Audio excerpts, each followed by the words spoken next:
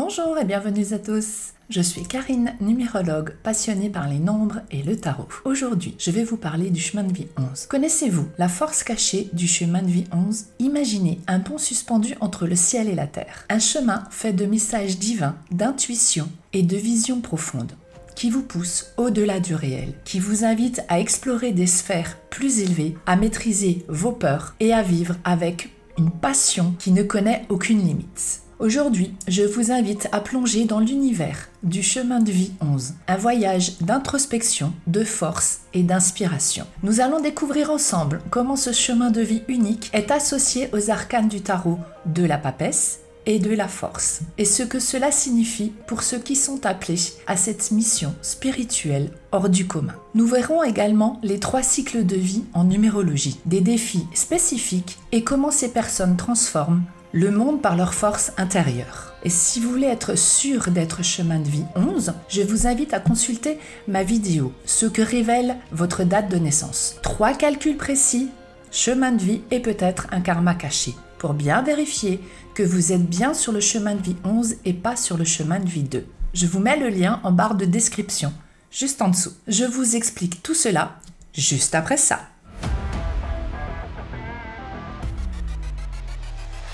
Le chemin de vie 11 n'est pas un chemin de vie ordinaire. C'est une vibration spirituelle puissante. C'est un appel à la transformation et à la maîtrise de soi. Le nombre 11 est représenté par la lettre K dans notre alphabet et correspond à une énergie yang, une force masculine active, toujours en quête de dépassement de ses propres limites. Ce chemin de vie est souvent un mélange d'intuition profonde, de médiumnité et de vision spirituelle. Le maître nombre 11 est porteur d'une vibration puissante. Il incarne le rôle de messager entre le divin et l'humain, invitant à des niveaux élevés de compréhension et d'inspiration. C'est un nombre de connexion spirituelle qui demande un alignement entre le mental, l'émotionnel et l'intuitif. Ceux qui ont le 11 dans leur thème ont une mission particulière: guider, inspirer et éveiller les autres, tout en cultivant une maîtrise de soi exemplaire. Le défi majeur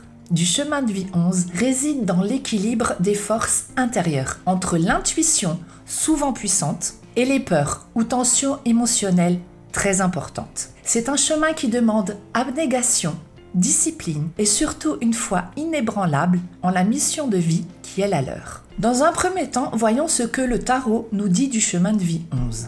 Le tarot de Marseille est une invitation à utiliser ces arcanes comme des outils de transformation personnelle et collective. Il permet de se connecter à un savoir ancien et universel, tout en offrant des clés pour explorer son chemin intérieur. Le tarot est un langage universel, avec sa propre grammaire, qui se combine de manière harmonieuse avec la numérologie pour offrir une compréhension plus profonde de notre existence et de notre mission de vie. Le premier arcane en correspondance avec ce chemin de vie est l'arcane majeur de la papesse, numéro 2.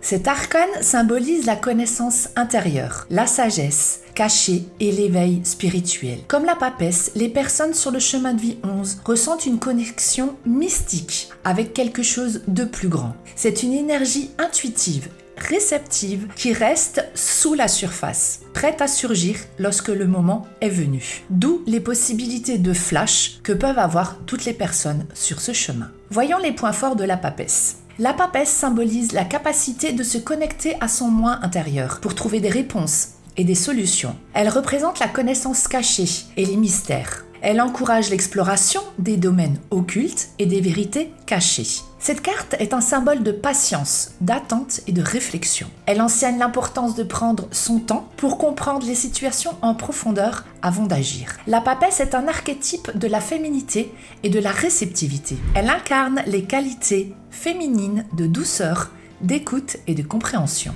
Elle suggère un équilibre émotionnel et une grande maîtrise de soi, permettant de naviguer avec calme et sérénité dans toutes les situations complexes. Voyons maintenant les points de faiblesse de la papesse. La papesse peut parfois présenter une passivité excessive, une tendance à l'inaction et à la procrastination, ce qui peut empêcher la réalisation de ses projets. Son côté secret et réservé peut la conduire à l'isolement, rendant difficile l'ouverture à la communication avec les autres. La réflexion et la prudence peuvent se transformer en indécision et en inertie, empêchant l'avancement et la prise de décision nécessaires. L'attachement au mystère et au secret peut parfois conduire à l'incompréhension et à la confusion, tant pour elle-même que pour ceux qui l'entourent. Une tendance à trop analyser et à trop réfléchir peut bloquer l'action et entraîner des sentiments d'incertitude et de doute. Ensuite, voyons le second arcane majeur qui symbolise le chemin de vie 11. C'est l'arcane de la force, le numéro 11, incarnant la maîtrise intérieure, non pas en exerçant une domination sur les autres, mais en maîtrisant ses propres instincts et ses pulsions. Pour ceux qui suivent ce chemin, cette carte rappelle la nécessité de surmonter les peurs et de rester résilient malgré les défis spirituels élevés. C'est le courage d'affronter l'inconnu, le courage de s'améliorer constamment. Voyons les points forts de cet arcane majeur. La force représente la ténacité et le courage de faire face aux obstacles. Elle montre une grande capacité à surmonter les défis grâce à une volonté inébranlable. Elle symbolise également l'endurance et la persévérance, permettant à une personne de ne pas abandonner face à l'adversité. La force incarne aussi la maîtrise des émotions et des impulsions, garantissant que la puissance intérieure soit utilisée de manière constructive. Elle est une énergie de réalisation, nous encourageant à façonner notre réalité selon nos aspirations et à maîtriser nos désirs pour en faire des atouts. L'arcane de la force est un synonyme de confiance en soi et de capacité à diriger sa propre vie avec autorité et équilibre. Voyons maintenant les points de faiblesse de la force. La force peut parfois mener à une tendance à vouloir tout contrôler, y compris des situations ou des personnes qui ne peuvent pas l'être, causant ainsi frustration et conflit. Elle peut aussi symboliser une énergie mal maîtrisée qui, au lieu de construire, finit par détruire, notamment si la colère ou l'impulsivité ne sont pas canalisées. L'excès de volonté peut parfois épuiser la personne, menant à un surmenage physique et mental et à un sentiment d'épuisement. La force, lorsqu'elle est mal vécue, peut transformer aussi la quête de réalisation en une lutte constante, laissant la personne fatiguée et désillusionnée. Enfin, la peur de perdre le contrôle peut mener à des comportements rigides et à un manque de souplesse, empêchant l'adaptation aux circonstances changeantes. Voyons maintenant ce que cela donne en numérologie. En numérologie, il y a 3 cycles de vie importantes dans chaque chemin de vie. Le premier cycle, dit cycle formatif, couvre la période de la naissance jusqu'à environ 28-30 ans. Mais pour le chemin de vie 11, cela peut aller jusqu'à 30-33 ans. C'est une phase d'apprentissage, de développement et de formation où les bases de la personnalité et des compétences sont posées. Durant ce cycle, les personnes avec ce chemin de vie évoluent au gré des influences spirituelles sans toujours en avoir conscience. Les expériences s'enchaînent comme si une force invisible lui donnait les moyens de se préparer à sa mission. Cependant, vers la fin de cette phase, il ressent souvent un changement, une transition vers une prise de responsabilité plus consciente. Les jeunes personnes avec ce chemin de vie 11 ressentent souvent un appel intérieur à quitter le nid familial et à explorer le monde, à la recherche de sens et d'indépendance. Cet appel peut se manifester par un besoin de voyager, de faire des études dans un autre pays ou des expériences professionnelles novatrices. Parfois, un cadre familial trop rigide peut générer une sensation d'étouffement et provoquer des comportements rebelles. Il est essentiel pour eux de trouver un exutoire positif, par exemple le sport ou une passion créative ou encore les voyages, afin de canaliser ce besoin de liberté et d'éviter les tensions inutiles. L'autonomie est souvent une priorité dès le plus jeune âge. Ces jeunes personnes recherchent rapidement à prendre leur vie en main. Ce désir d'indépendance va souvent de pair avec un certain décalage par rapport aux autres jeunes de leur âge. Plutôt que de participer à des activités superficielles, ils préfèrent se consacrer à des intérêts plus significatifs. Les jeunes 11 sont souvent en quête de mentors. Ils apprécient les échanges sincères et les discussions profondes, tant sur le plan amical que sentimental. Cela les amène à choisir leurs relations avec soin, privilégiant la qualité à la quantité. Il arrive parfois que très tôt, ils ont une ouverture sur des dimensions spirituelles, que ce soit par des expériences qui semblent surnaturelles ou une attirance pour des pratiques telles que la méditation le yoga ou les arts de la connaissance de soi. Les jeunes sur ce chemin sont amenés à chercher des réponses profondes. Cette recherche les guide vers une exploration intérieure et une quête de sens, souvent accompagnée de moments de solitude et de réflexion. Petit aparté, si cette vidéo vous plaît, merci de la liker avec un petit pouce bleu et de vous abonner à la chaîne pour la faire grandir. Un grand merci à tous. Continuons. Puis, durant le second cycle, dit le cycle productif, c'est la période où l'individu est le plus actif dans sa vie professionnelle et personnelle. Ce cycle s'étend approximativement de 33 à 55 ans pour les chemins de vie 11. L'accent est mis sur la formation de relations stables et harmonieuses dans le domaine professionnel et personnel. Et c'est là également qu'ils doivent apprendre doucement, mais sûrement, à se familiariser avec leur chemin de vie 11. Comprendre quel est leur véritable but dans leur vie. Le 11, derrière lequel vibre le nombre 2 en toute discrétion, est donc le chiffre des poètes, des visionnaires, des inspirés, des médiums, de ceux dont la mission est de partager avec le monde de l'incarnation les messages du divin. C'est le chiffre de l'intelligence, du dévouement et de la beauté de la parole véritable. Le chemin de vie 11 est souvent submergé par des doutes profonds, parfois ressentant l'énormité de leur mission comme un fardeau. C'est ce qu'on appelle le syndrome de l'élu. Ces doutes peuvent être paralysants, menant parfois à de l'anxiété ou à une surcharge émotionnelle importante. Le 11 est confronté à une dualité permanente entre sa grande capacité intuitive et les tensions qui en découlent. Mais c'est précisément en surmontant ces épreuves que le 11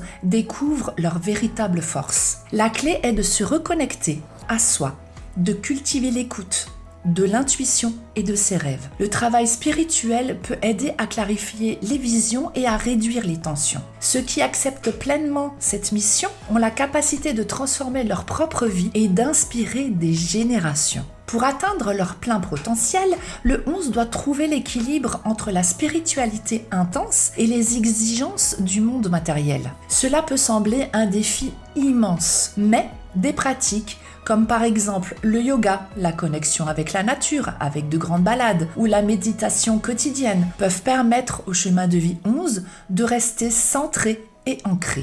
Une personne sur le chemin de vie 11 est souvent amenée à être un guide spirituel, un conseiller inspiré qui transforme les défis en enseignement. Là où vous avez pu entreapercevoir la concordance entre la numérologie et le tarot, ils sont tout simplement complémentaires. Passons maintenant aux questions de réflexion pour les chemins de vie 11. Concernant les défis, je vous conseille de prendre note de ces questions et d'y répondre tranquillement. Soyez le plus honnête possible avec vous-même et notez vos réponses dans un cahier pour y revenir et voir comment votre façon de voir les défis de la vie peut changer petit à petit.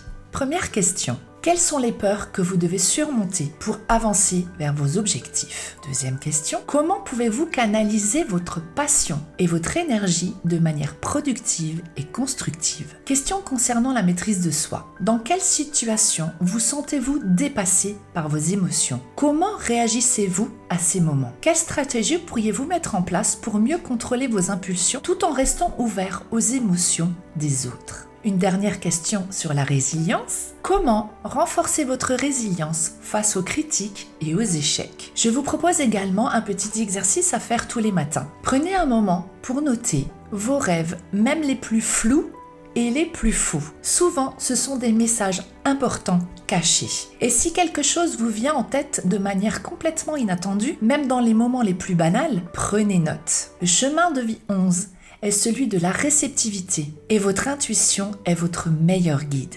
Alors notez. Passons maintenant au troisième cycle, dit cycle de la moisson. Ce cycle commence aux alentours de 55 ans et dure jusqu'à la fin de vie. C'est une période de réflexion, de sagesse et de récolte des fruits des efforts passés. Les relations et les partenariats développés au cours des 2 premiers cycles portent leurs fruits. Les individus profitent des connexions et des amitiés qu'ils ont cultivées. Cette période est marquée par le partage de la sagesse et des connaissances personnelles et spirituelles acquises. Les personnes avec un chemin de vie 11, comme celles avec un chemin de vie 2, puisqu'ils sont étroitement liés, peuvent devenir des mentors ou des conseillers, guidant les autres grâce à leur expérience et à leur connaissance. Ce qu'il faut retenir du chemin de vie 11. Ce chemin de vie est une voie qui demande du courage, de la discipline et une grande capacité d'introspection. Il s'agit d'apprendre à être le messager de quelque chose de bien plus grand, en transmettre des visions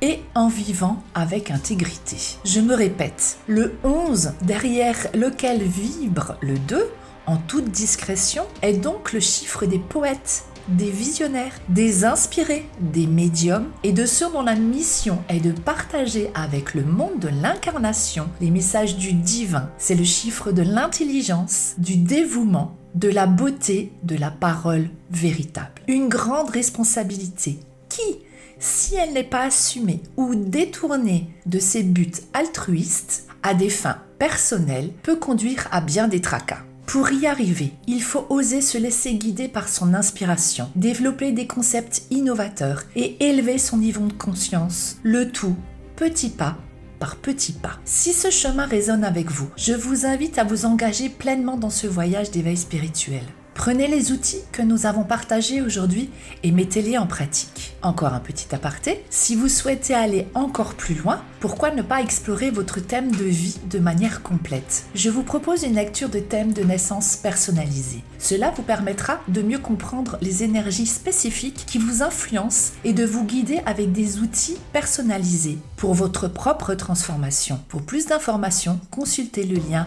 en barre de description de cette vidéo, juste en dessous. Voilà pour le chemin de vie 11. N'oubliez pas encore une fois de vous abonner à la chaîne. Laissez un commentaire pour partager votre propre expérience avec le chemin de vie 11. Ensemble, créons un espace où nous pouvons tous grandir. En vous souhaitant une belle semaine, prenez soin de vous. Bye bye!